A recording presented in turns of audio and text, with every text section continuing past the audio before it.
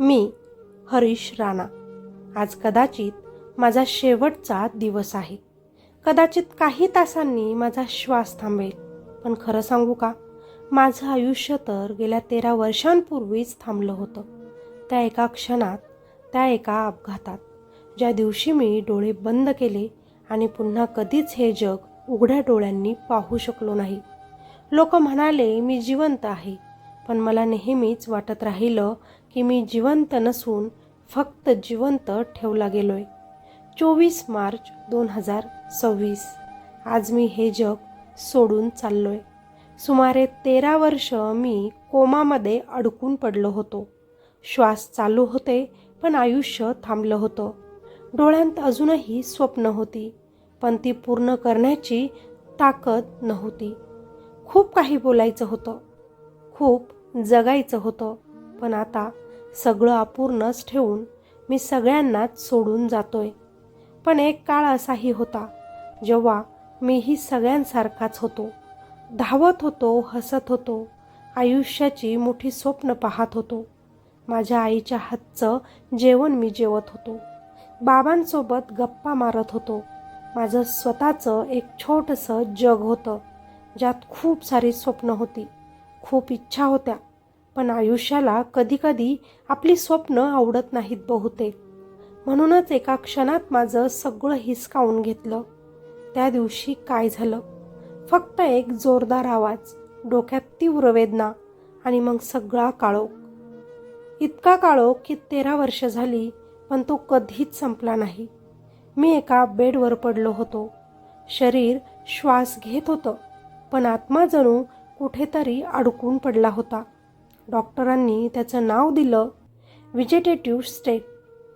पण माझ्यासाठी ती अवस्था एक जिवंत कैद होती, जिथे मी सगळं जाणवत होतो, पण काहीच करू शकत नव्हतो. मी बोलू शकत नव्हतो, मी हलू शकत नव्हतो. डोळे उघडे, पण कोणाला बघूही शकत नव्हतो. पण आतून मी तुटत होतो, रोज आणि प्रत्येक क्षणी. मी कित्येक वेळा ओरडलो, खूप जोरात ओरडलो, आई, मी इथे आहे, तुझ्याच जवळ, मला वाचव. पण माझा आवाज माझ्याच आत गुदमरून मरत होता. बाहेर फक्त शांतता होती आणि त्या शांततेत माझं आयुष्य हळूहळू संपत होतं. तुम्हाला माहिती आहे का, माझी आई रोज यायची खोलीत, माझ्या जवळ बसायची, माझा हात हातात घ्यायची. हर्षू, उठ बाळा, बघ मी आले. तिच्या आवाजात अजूनही आशा होती, पण त्या आशेपेक्षा तिच्या डोळ्यांमधली भीती जास्त मोठी होती. ती रडायची, खूप रडायची, आणि मला तिचे अश्रू पुसायचे होते, पण माझे हात हलत नव्हते. त्या दिवशी मला पहिल्यांदाच समजलं की जिवंत असणं आणि जगणं यात किती मोठा फरक असतो. माझे बाबा मात्र मला अशा अवस्थेत बघून शांत झाले होते. आधी खूप बोलायचे ते, पण आता ते फक्त माझ्या बाजूला बसून राहायचे. कधीकधी माझ्या पायाशी बसून डोळे मिटायचे. कदाचित ते देवाकडे प्रार्थना करत असतील, किंवा कदाचित स्वतःला सावरत असतील, कारण त्यांचा मुलगा त्यांच्या डोळ्यांसमोर हळूहळू संपत होता आणि ते काहीच करू शकत नव्हते. दिवस गेले, महिने गेले, आणि बघता बघता वर्षही गेली. लोक हळूहळू आमच्या घरी येणं बंद झाले. नातेवाईकसुद्धा दूर गेले. जवळचे मित्रही मला विसरले. पण आई आणि बाबा आणि भाऊ, ते अजूनही तिथेच होते.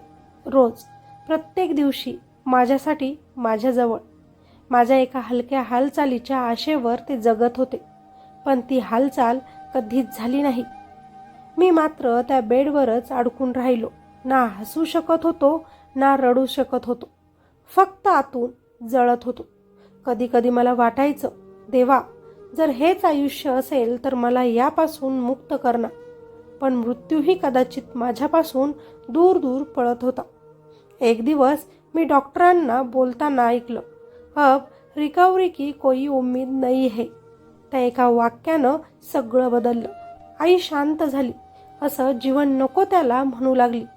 बाबा काहीच बोलले नाहीत, पण त्या दिवशी त्यांच्या मनात काहीतरी तुटलं, आणि मला जाणवलं, आता ते मला सोडून देणार आहेत.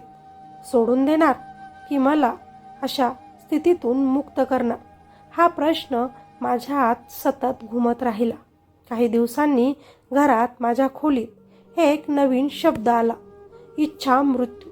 मृत्यू जो आपण निवडतो. सुरुवातीला मला भीती वाटली ते ऐकून, पण नंतर मला तो शब्द सुंदर वाटायला लागला. कारण कदाचित हाच एक मार्ग होता या अंतहीन वेदनेतून मला बाहेर पडण्याचा.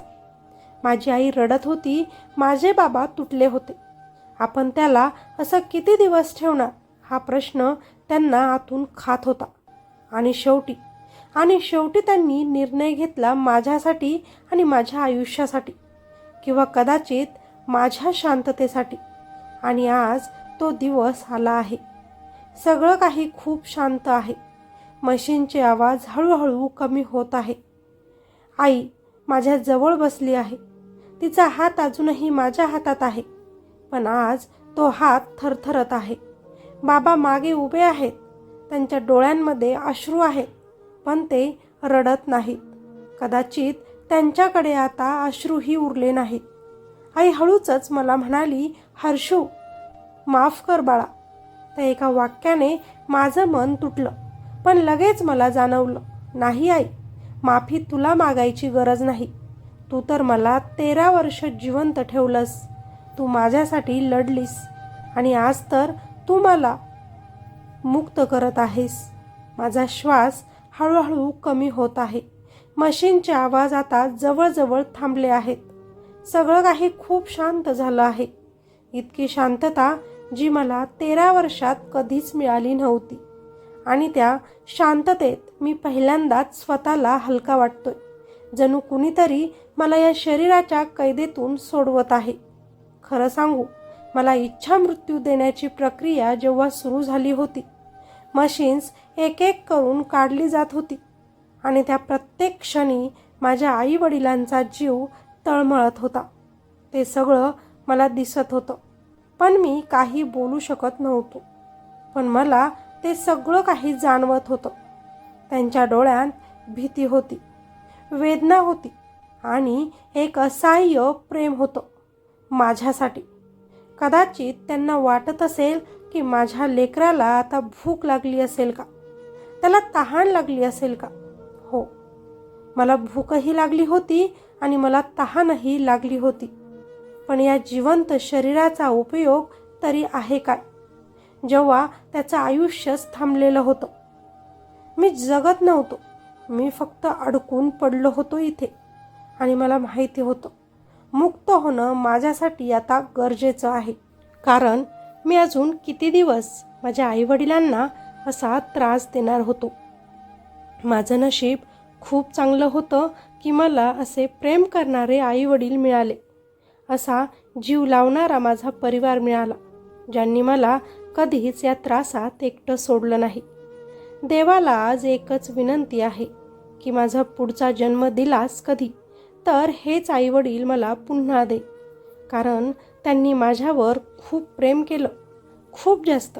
माझ्या वडिलांनी माझ्यासाठी सगळं काही त्यांचं पणाला लावलं. जितकी आमची प्रॉपर्टी होती सगळी काही माझ्या उपचारांसाठी खर्च केली. एक डॉक्टर नाही तर अनेक डॉक्टर त्यांनी माझ्या उपचारांसाठी बदलले. प्रत्येक वेळी एकच आशा, माझा मुलगा लवकर बरा होईल. पण मी बरा झालोच नाही. सगळा पैसा संपला तरीही त्यांनी हार मानली नाही. रस्त्यावर उभं राहून त्यांनी सँडविच बनवून विकलं, फक्त आणि फक्त माझ्यासाठी, माझ्या श्वासासाठी. कारण त्यांच्या डोळ्यात अजूनही एक आशा होती, पण माझ्या नशिबात बरा होणं नव्हतंच. मी अजून किती दिवस त्यांना असा त्रास देणार होतो. त्यांना रोज तुटताना पाहणं हेच माझ्यासाठी सगळ्यात मोठं दुःख होतं. म्हणूनच आज मी हे जग सोडून चाललोय. पण जाण्याआधी एकच विनंती आहे, कृपया माझ्या आईवडिलांना कुणीही दोष देऊ नका. त्यांनी मला कधीच सोडलं नाही. 13 वर्ष, हो पूर्ण 13 वर्ष त्यांनी माझ्यासाठी पूर्ण जगाशी लढा दिला. मी श्वास घेत होतो पण जगत नव्हतो आणि ते माझ्यासाठी रोज मरत होते. आज त्यांनी मला मृत्यू दिला नाही तर या वेदनेतून मुक्त केलं आहे. माझ्या डोळ्यात अजूनही खूप स्वप्न आहेत, पण ती आता अपूर्णच राहिली याचंच तेवढं दुःख आहे. माझ्या इच्छा सगळ्याच अपूर्णच राहिल्या. आईसाठी एक मोठं घर बांधायचं राहिलं. वडिलांना माझ्यावर अभिमान वाटेल असं काहीतरी मोठं करायचंच राहिलं. त्यांची सेवा करायची होती. त्यांना आरामाचं आयुष्य द्यायचं होतं. माझ्या भावासाठीही खूप काही करायचं होतं. त्याचे खूप जास्त लाड पुरवायचे होते, कारण तो लहान होता. त्याला, आईबाबाला सगळं सुख द्यायचं होतं. पण मी काहीच पूर्ण करू शकलो नाही. उलट ज्यांनी माझी सेवा घ्यायची होती त्यांनाच माझी 13 वर्ष सेवा करावी लागली. माझ्या आईवडिलांनी माझ्यासाठी त्यांचं आयुष्य झिजवलं आणि मी त्यांच्या डोळ्यांसमोर फक्त एक असहाय्य शरीर बनून राहिलो. याचंच तेवढं दुःख माझ्यासोबत शेवटपर्यंतच राहणार आहे. पण या सगळ्या दुःखातही एक मोठं समाधान मला आहे, कारण माझे अवयव आता दान केले गेले आणि याचाच मला खूप मोठा आनंद आहे. कदाचित माझ्या डोळ्यांतून आता कुणीतरी हे जग पाहिल आणि त्या डोळ्यात माझ्या आईबाबांना पुन्हा एकदा त्यांचा मुलगा दिसेल. माझं शरीर जरी थांबलं तरी माझं काहीतरी अजूनही या जगात जिवंत राहील. कुणाला तरी माझी मदत होईल ज्यांना गरज आहे. आणि इच्छामृत्यूच्या या केसमध्ये माझं नाव कदाचित पहिलं म्हणून ओळखलं जाईल. पण जर माझ्या या जाण्यामुळे माझ्यासारख्या कुणाला तरी या वेदनेतून मुक्ती मिळाली तर माझा मृत्यू हा व्यर्थ जाणार नाही. कुणालाही अशी माझ्यासारखी अवस्था कधीच येऊ नये. पण जर कदाचित आलीच तर त्यालाही जगण्याइतकंच मरण्याचाही हक्क मिळावा. माझ्याबद्दल आता तुम्हाला सगळ्यांनाही माहिती झालंच असेल. मी कसा होतो, मी काय करत होतो आणि माझ्यासोबत तेव्हा नेमकं काय काय घडलं. पण मी या जगातून जाण्याआधी आज मी तुमच्यासमोर मन मोकळं बोलतोय, तेही पहिल्यांदाच आणि कदाचित शेवटी. माझ्या वेदना, माझं आयुष्य आणि माझं अपूर्णपण मी सगळं काही तुमच्यासमोर ठेवतोय, मांडतोय. फक्त एकच विनंती आहे, मला जरा समजून घ्या. कारण प्रत्येक शांत दिसणाऱ्या शरीरामागे एक ओरडणारी आत्मा असते, जी फक्त ऐकून घ्यावं कुणीतरी माझं अशी वाट पाहत असते. मी हरीश राणा बोलतोय. आज कदाचित माझे शेवटचे काही क्षण उरले आहेत आणि या शेवटच्या क्षणांमध्ये माझं आयुष्य माझ्या डोळ्यांसमोरून हळूहळू सरकतंय. सगळं काही आठवतंय, अगदी त्या दिवसापासून. 20 ऑगस्ट 2013, ज्या दिवशी माझं आयुष्य एका क्षणात पूर्ण बदललं. मी लहानपणापासूनच खूप स्वप्न पाहणारा मुलगा होतो. अभ्यासात पुढे, आईबाबांचा अभिमान, सिव्हिल इंजिनियर होण्याचं स्वप्न डोळ्यांत होतं. आणि त्या दिवशी मी खूप आनंदात होतो, कारण मागील 3 वर्ष मी क्लासमध्ये टॉपर आलो होतो. कॉलेजमध्ये अनेक कॉम्पिटिशन जिंकले होते, मेडल्स मिळवले होते आणि दुसऱ्या दिवशी अजून एक मोठं कॉम्पिटिशन होतं. मी पूर्ण तयारी केली होती. मी स्वप्नांच्या अगदी जवळ जाऊन पोहोचलो होतो. बाबांच्या डोळ्यांतला अभिमान मला दिसत होता. आईच्या चेहऱ्यावरचं हसू मला आणखी बळ देत होतं. त्या रात्री मी माझ्या बहिणीशी फोनवर बोलत होतो. रक्षाबंधन जे होतं, आम्ही हसत होतो, साध्या गोष्टी बोलत होतो. सगळं अगदी नॉर्मल सुरू होतं. मला अजिबातही कल्पना नव्हती की हा माझ्या आयुष्यातला शेवटचाच सामान्य क्षण आहे. त्यानंतर काय झालं ते मला पूर्णपणे काहीच आठवत नाही. पण काही तुटक क्षण आजही माझ्या आत जिवंत आहेत. काही सावल्या, बॅट, काही आवाज, काही धडपड, जणू कुणीतरी मला पकडलं होतं. मी स्वतःला सोडवण्याचा प्रयत्न तेव्हा करत होतो आणि मग एक मोठा धक्का आणि मी खाली कोसळलो. त्या क्षणी माझं शरीर खाली पडलं, पण माझं आयुष्य त्याहून खोल अंधारात पडलं होतं. मी डोळे उघडण्याचा प्रयत्न केला, पण काहीच दिसत नव्हतं मला. सगळ्यांचे आवाज ऐकू येत होते, लोकांची धावपळ, कुणीतरी ओरडत होतं. ऋषी खाली पडला 4थ्या मजल्यावरून, पण मी काहीच करू शकत नव्हतो. मी फक्त जिवंत होतो, पण पूर्णपणे असहाय्य झालो होतो. नंतर मग हॉस्पिटल, नंतर मशीनचे आवाज, शरीराला जोडलेल्या त्या नळ्या, आणि मी एका बेडवर अडकलेला. मी सगळं काही ऐकत होतो, सगळं जाणवत होतं मला, पण काहीच बोलू शकत नव्हतो. तेव्हा माझे आई बाबा रात्रीच इतक्या दुरून माझ्याकडे आले होते. माझी आई रडत होती आणि माझे बाबा शांत उभे होते. मी त्यांना हाक मारण्याचा प्रयत्न केला, आई, बाबा, मी इथे आहे. पण माझा आवाज माझ्याच आत अडकून राहिला. दिवस गेले आणि माझं आयुष्य हे एका जागीच थांबलं. डॉक्टर म्हणाले, आता कोणतीच आशा नाही. पण माझ्या बाबांनी मात्र हार मानली नाही. त्यांनी मला वाचवण्यासाठी सगळं काही पणाला लावलं.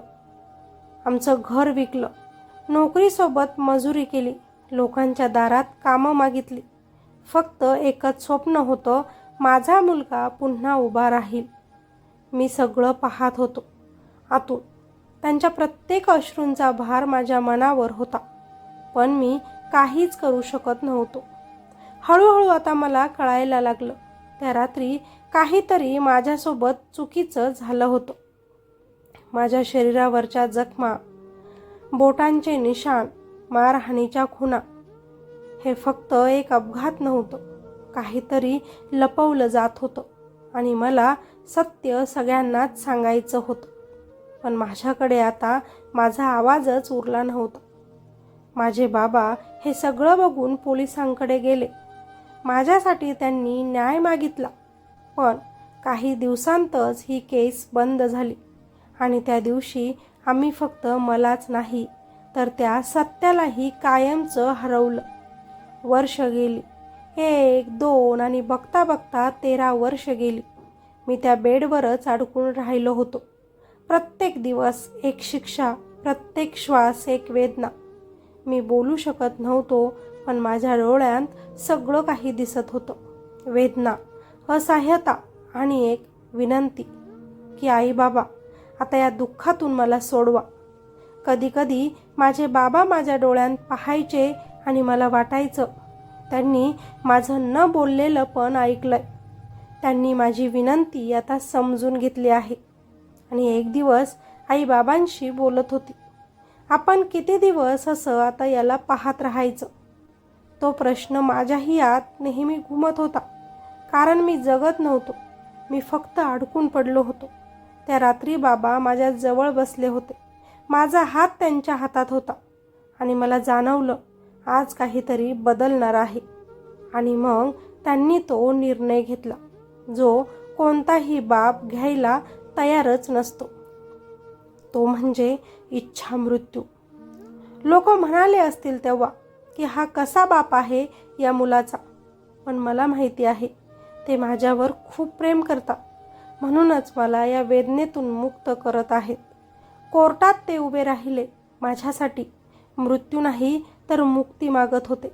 आणि शेवटी त्यांना इच्छा मृत्यूच्या परवानगी मिळाली. आणि आज तो दिवस आहे. मी शांत पडून आहे, पण आतून मला सगळं काही जाणवतंय. आई माझा हात धरून बसली आहे, बाबा माझ्याकडे फक्त पाहत आहेत. त्यांच्या डोळ्यांत हजारो आठवणी आहेत. डॉक्टर हळूहळू मशीन बंद करत आहेत, माझ्या नळ्या काढत आहेत, आवाज कमी होत आहेत. मला भूक लागली आहे, मला तहानही लागली आहे, पण तरीही आज मला काहीच वेदना वाटत नाही, कारण मला माहिती आहे मी आता या त्रासातून कायमचा मुक्त होणार आहे.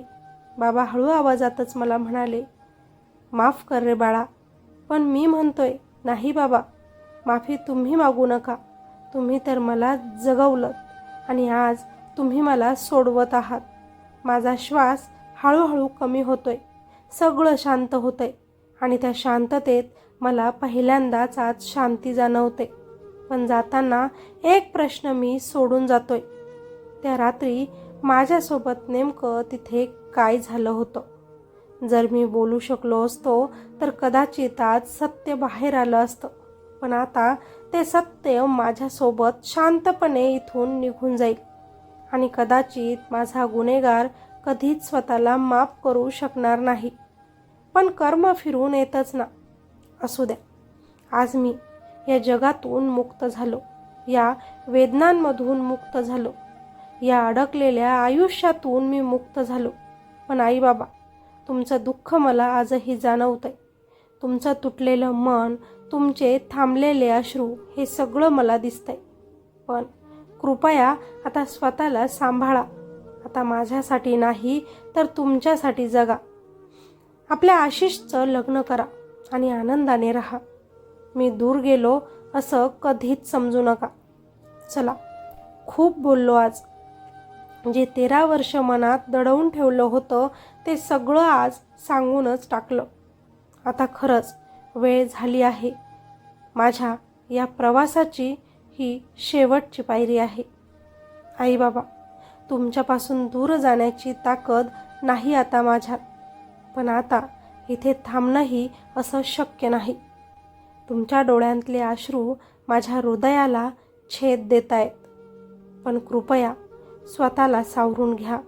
आता मी जातोय कायमचा. पण माझा प्रत्येक श्वास, माझी प्रत्येक आठवण तुमच्याच भोवती नेहमी फिरत राहील. कधी वाटलंच की मी दूर गेलोय तुमच्यापासून तर तुमचे डोळे मिटा. मी तिथेच समोर असेन, तुमच्याच समोर तुम्हाला दिसेन. आता हात सोडतोय हळूच, पण साथ कधीच सोडणार नाही तुमची. खूप बोललो ना आज. चला, आता जातोय. पण एक वेदना, एक प्रश्न आणि एक सत्य नेहमी मागे ठेवून. मित्र आणि मैत्रिणींनो, जगणं म्हणजे फक्त श्वास घेणं नसतं. आणि कधीकधी मृत्यू म्हणजेच खरी मुक्ती असते. कधीकधी जगणं म्हणजेच फक्त श्वास घेणं नसतं, तर त्या श्वासामागे असलेलं आयुष्य, वेदना आणि संघर्ष असतो. आईवडिलांचं प्रेम कधीकधी इतकं मोठं असतं की ते आपल्या लेकराला जिवंत ठेवण्यासाठी नाही, तर त्याला या वेदनेतून मुक्त करण्यासाठी निर्णय घेतात.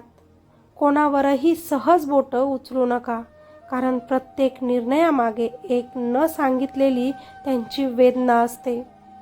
जर तुमचे आईवडील आज जिवंत असतील तर आजच त्यांना कडकडून मिठी मारा, कारण वेळ कधीच कुणासाठीच थांबत नाही. आणि हो, आपल्याला जे आयुष्य मिळालंय ते मनापासून भरभरून जगा. प्रत्येक क्षण आनंदाने जगा, कारण काही स्वप्न अशी असतात जी पूर्ण होण्याआधीच अपूर्ण राहून जातात. जर तुम्ही त्याच्या जागी असतात तर तुम्ही काय निवडलं असतं? असं इथेच अडकून राहणं की या वेदनांतून मुक्त होणं? आणि जर तुम्ही त्याच्या आईवडिलांच्या जागी असतात तर तुम्ही तुमच्या लेकराला धरून ठेवलं असतं की त्याला या वेदनेतून मुक्त केलं असतं? तुमच्या प्रतिक्रिया खाली कॉमेंटमध्ये नक्कीच लिहा. आणि हरीश, तू फक्त या जगातून गेला नाहीस, तर प्रत्येकाच्या मनात एक खोल जखम करून गेलास. 13 वर्ष तू शांत राहिलास, पण तुझी वेदना खूप काही बोलून गेली. तू हरलास नाही, तू शेवटपर्यंत लढलास आणि शेवटी स्वतःला या वेदनेतून मुक्त केलंस.